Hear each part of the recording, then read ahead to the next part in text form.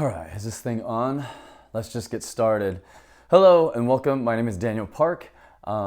This video is a lot different than anything else I've ever put on this channel. And you can see if you scroll through all these videos, I've been making all these videos kind of like Boise Avenue and performance videos.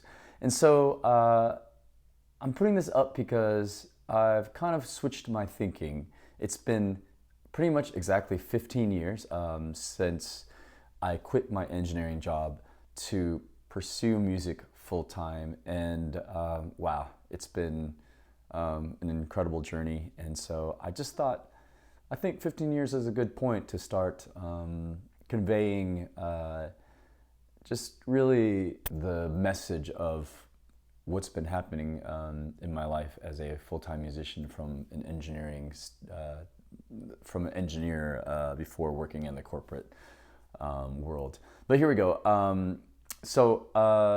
Before I go through all that, so the goal of this channel now, I think I'm going to switch over to kind of more educational, a little bit of my philosophy, I guess, and how I got here. And the goal is really to help other musicians because I didn't have any of this information when I first started, and it would have been immensely helpful in that sense of having all this information that I've gathered over the last 15 plus years.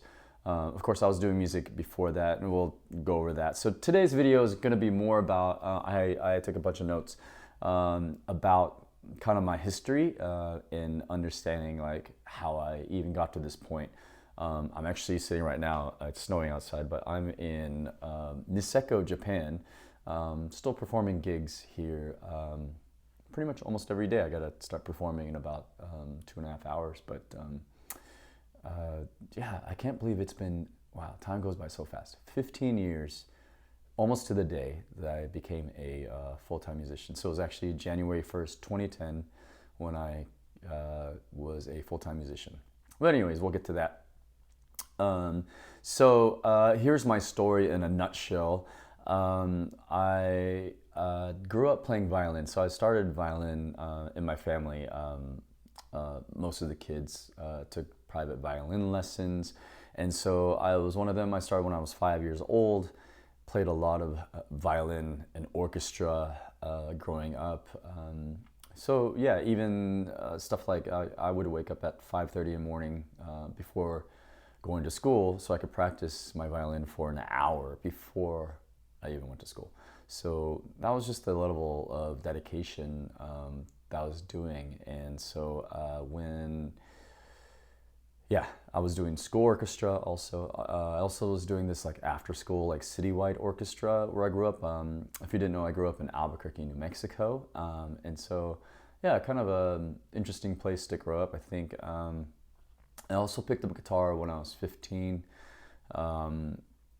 Just another thing, I always remember playing my violin kind of like this and wanting to play it like a guitar. So I always thought about guitar as like instrument of choice, I guess. And so I was still playing violin and orchestra, school orchestra and after school orchestra, all the way until I graduated high school. And then in college, I decided not to play in orchestra anymore. I stopped doing orchestra music and I started playing in bands.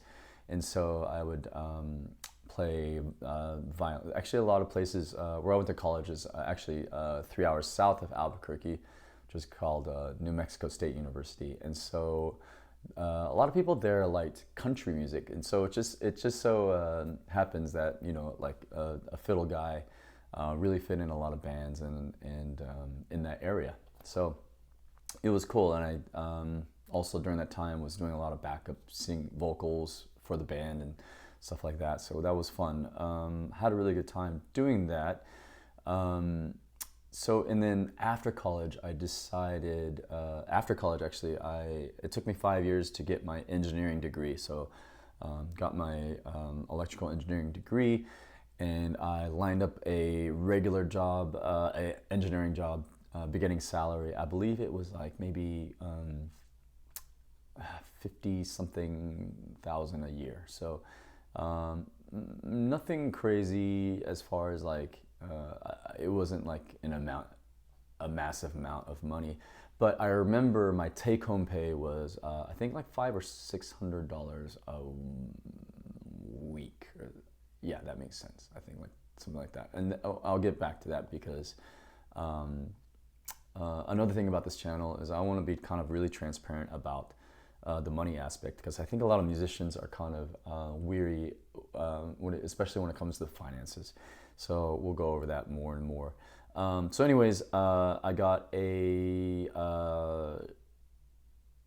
got a real job as an engineer, as a beginning engineer, and kind of during this time, after college, the band's kind of fizzled out. I was kind of ready to move on, so I started doing my own solo thing, but I had to build that up. So what that meant was I was going to open mics.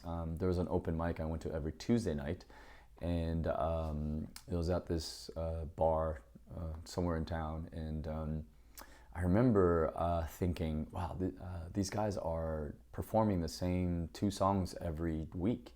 And so I was like, you know what, I'm not gonna do that.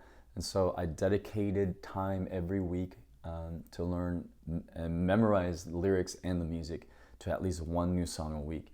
And so over time, what I realized what that did was that would get me my first paying residency gig. I got a few like paying gigs here and there, but I remember like one of my first gigs that was paid was like 2 hours, and it was like $30 at a cafe and a sandwich. So it was a start, but definitely not enough to like live on. So this was a first, like there was this nice like Italian restaurant in town.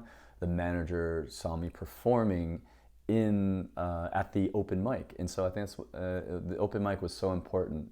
But anyways, and so he asked me personally, like, would you like to play every Thursday at the Italian restaurant? We'll pay you $150 for 3 hours of performance. And so what that equated to, it was like the $150 and then tips. So I think I would average around $50 a night for the 3 hours. So it was, that $200 was actually kind of significant in the start of my thinking about switching over to becoming a full-time musician. It took me a few years to finally take the leap of faith.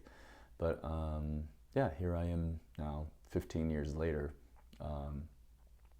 not doing engineering still. And I'm halfway across the world in Japan. So anyways, that whole thing got me started performing, not just on Thursdays, but then I started getting other gigs around town, and even in El Paso, I started playing night gigs, maybe like 9 o'clock to midnight in El Paso at a few bars on Fridays, Saturdays, maybe sometimes Sundays. And so over time, it was really good, because that's what, I mean, I had so much fun. I loved playing music, and these gigs were really fun at the time. But what was suffering was my, what were really both things, because, you know, I had to work 40 hours a week. So I remember getting to work at I had to be at work at 8 o'clock in the morning, and then I got off at 5 p.m. And so my first gig would start at like 6 or 7 o'clock. And so like I would go from ending work to going to a gig pretty much, or going home, changing, getting all my gear, and then going to the restaurant to set up, and then playing till like, you know, 9 or 10 o'clock. But then some of these other gigs where I had to drive half an hour to get there, and then plus performing and then coming back home, I would probably want to go to bed till 2 o'clock, 3 o'clock sometimes, and then I had to be at work at 8 o'clock. So doing that over and over again, when I was getting, I don't know, anywhere from Wednesday, Thursday, Friday, Saturday, at least, over time, that was happening every week. But like I told you, my 40-hour week beginning salary at my engineering job was only about $500 or $600 every week. And so what was happening was I'm making $150 every night playing 3 hours, which is way less time than the 8 hours I had to put in as an engineer. So my hourly rate went up. So anyways, we'll get into that more into these videos, and I think the numbers will definitely present themselves in an interesting way. So I'm going to go over the kind of the algebra and the math on how my thought process was back then, and then how I utilize it to this day. Okay, and so more on my story. Since then, so I remember both of my things, my day job and my gigs were suffering. So there was a point where I was like, I need to either cut down on performance, because I was so tired at work, because I was out so late some nights, and then at work was a bit suffering, and yeah. And so what happened was I decided to take the leap of faith. I remember I didn't give a 2 weeks notice. I gave a month-long notice. So at December 2009, I gave my boss my resignation letter and said, I'm not going to come back after the holidays. So January 1st, 2010, full-time musician. And a lot of you would be like, okay, what do you do from there? So I just kept on doing what I was doing. I even started my own open mic on Sundays. And so, and that was fun too. There's so many things. Just kept on, I used the time to learn even more songs, and use that time to travel even more. But so what happened after that? Since I quit, I started traveling a lot more. Like I said, I would drive from New Mexico all the way to Phoenix and play gigs there, and then to sometimes to LA. But I started doing these big, long kind of like touring performances, playing in different cities. So yeah, it would be like I said, Phoenix and like LA, up the coast, to like San Luis Obispo and San Francisco, Sacramento, Portland, and Eugene and Portland, and then Seattle and Idaho, and down to Utah, and then Colorado, and then back to New Mexico, and then kind of I did go to Las Vegas sometimes too. Yeah, so kind of made these rounds for a few years. But eventually, I was still technically living in New Mexico. I had some friends that were moving to Austin, Texas. And as everyone knows, Austin, Texas is this big music hub. Musicians, there's Austin City Limits there. There's a lot of music-centric stuff there. So I felt, wow, this could be a great opportunity for me to do more music. And so I moved there in a house with a bunch of my friends. There was like 5 or 6 of us in a house. We found a big house. And I quickly realized, honestly, that what I was doing was already better than some of these like music cities, because there's a big kind of supply and demand problem. So I'm coming from a small college town where there aren't a lot of musicians performing out at all. So I kind of was able to dominate the market, I guess, in a sense, in the economic sense. Whereas Austin, everybody says, "Oh, I'm a musician," and so a lot of the places that wouldn't pay that well. There'd be way less even than the $150 I was making in New Mexico at these other places. And so what happened was I had to start traveling away from Austin. It just wasn't economically sound for me. So I only lived there about 9 months, and even through those 9 months I was traveling a lot. And so then all my travels kind of culminated into I got a call one day to come to Las Vegas, and so I was like, you know what, this might be a good chance. So I went, did an audition for the Red Rock Casino, which is kind of like a locals casino in Las Vegas. It's not one of the casinos on the Strip. It's a very nice casino, and so I went there, did the tryout, and they liked me, and so I started like a month later, in the December of 2013. Yeah, and it was a time of big change because I was moving around a lot, and suddenly I was like, okay, I'm back to one place again, and I think that was a very good. That was a really good time. I learned a lot. I was kind of fresh in town, so I was very gung ho. In fact, the first gig that I got at the Red Rock Casino, I was performing they only got me for Fridays and Saturdays, but I charged them Fridays and Saturdays 6 hours per night. So that's already in 2 days I was performing 6 hours. So I charged them $700 a night. So in 2 days I was making $1,400 plus tips, which is incredible. So that was per week, which, you know, going back to what I was making as a starting engineer, this was like incredible.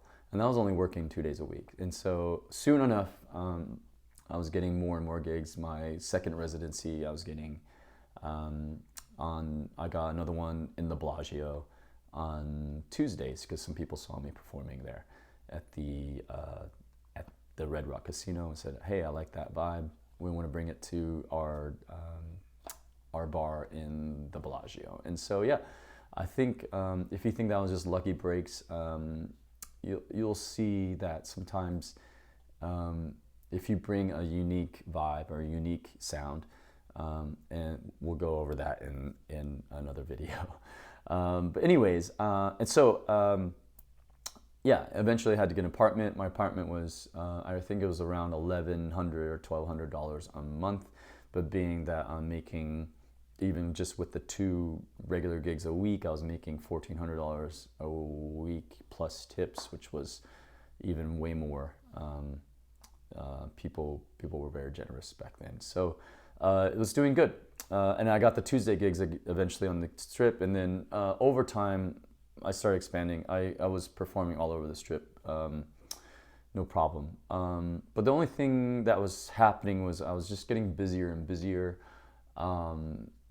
Soon enough, it was like the money wasn't the issue. There was a level of burnout where, you know, I agreed, I think in a way, to do too many things in a month. And so this is what prompted me to kind of think about traveling. My friend around that time, my friend Eric, was like, hey, I'm planning a backpacking trip in Europe. And I was like, yes. I think the timing was perfect. And so I think it was about 3 weeks, we traveled all through Europe, just a couple dudes. And it was really nice to kind of step away, maybe physically and mentally, from just constantly doing, you know, performing and being in front of people, and it kind of gave me this like, wow, it was a new invigoration. And when I came back, I felt like a changed person, just from traveling for a few weeks in different countries. And so it got me really interested in going and traveling more. And so I started taking breaks every now and then. Maybe every 6 months I would go and take a trip by myself. And then eventually I would start getting paid trips all over the world, to Australia, to do one event or one gig. And I think that's the beauty of Las Vegas. There's people from all over the world going there, and so to showcase your talent, they'll be like, oh wow, this is amazing, let's just bring it back home. We'll hire him, fly him all the way all over the world to play at our event. And so that's definitely not unheard of, and it happens quite a bit. Um, but that also got me interested in performing overseas. And so um, one of my buddies in Vegas, also a great performer, Cameron Detman, uh, again, he got this gig performing in Singapore. And I got a call one day, and he said, "Hey, because of the visa, I can only stay another few months, but the hotel is looking for somebody else to come and perform at the hotel in Singapore." And so after not thinking about it very long, I got it all figured out. I'm going to Singapore at the end of September. And one of my last gigs, I remember at the Bellagio. I've been doing this gig every Tuesday for many many years now. One of my last Tuesdays performing at the Bellagio was at the end of the night. I checked my tip jar, had a bunch of money in it. I also had a business card, and on the business card said, "Email me if you want to come to Asia." And it was the GM of Park Hyatt Beijing, and yeah, so it was really really cool to see like the energy I was already putting out there, like, oh, I want to travel and I want to do these things, and then just getting that response back, like, hey, you're on the right track. And I think it's interesting to follow those things. Anyways, so I went to Singapore at the end of 2018, and then I did that 6 months, and then I also I went to Beijing right afterwards, and performed at the Park Hyatt Beijing for about 9 months until January 2020, which everybody knows, the pandemic was a bit of a surprise. It was a surprise to me too, but I was luckily back in the States. So during those 2.5 years, I bought a camper van and just kept on traveling and enjoyed meeting people on the road and performing when I could. I felt like in a certain way I was very free. It was another one of those like very really memorable moments I had during that time, but also yeah, I wasn't working a ton, but I survived. So by 2020, I was getting calls already like, okay, COVID's kind of done, and so I ended up going to where did I go? I went to Cambodia, first gig out of COVID, and then I got a call to do a Virgin Voyages cruise ship. So yeah, new things all around. And so since then, I've been, oh man, all over the world. Japan, I performed in Tokyo, here in Niseko, which is a really big ski location in Japan, and been here actually. This is my third winter here performing, and then also to Cambodia, Hong Kong. More cruise ships all over the world. So it's been definitely quite a journey. So yeah, so right now I think that catches you up. Currently in Japan, and still playing music, still a solo artist. Of course, things have changed. I've still learning new songs. How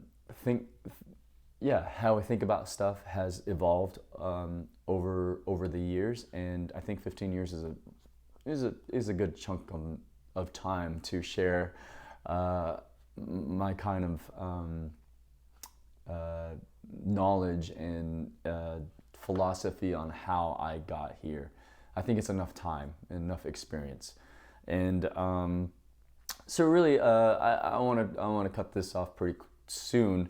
I'm really just saying I want to use this channel now, my YouTube channel, to really share my philosophies, like I said, and knowledge to other aspiring musicians who want to follow in my footsteps.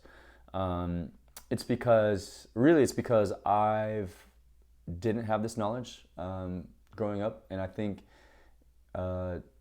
if I did have this, I would have maybe chose not to go in the engineering route. You never know, because the whole thing about life is, I think, I don't know what societal or family obligations or whatever they say. You need to you need to go to school so you can go to college, so you can get a job and buy a house, and all these natural steps that society says you need to follow to have a good life. And so I just couldn't follow through with all those. It just, something was missing, and I think this was it. And so again, my idea for this channel is to help anybody out there that want to follow in my footsteps. The beauty of what is happening, especially in the space in hotels or whatever, is there's unlimited amount of gigs. Honestly, in my opinion, gigs can come out of nowhere, and so they're always looking for more people to do these things. Honestly, they keep on asking me, so I'm just like, okay, I need to help others so they can find themselves, and then they can start doing these gigs, because you never know. I think at some point I'm going to want to retire from this, and so these hotels aren't going to stop wanting music and musicians and entertainment, and so this could be for you.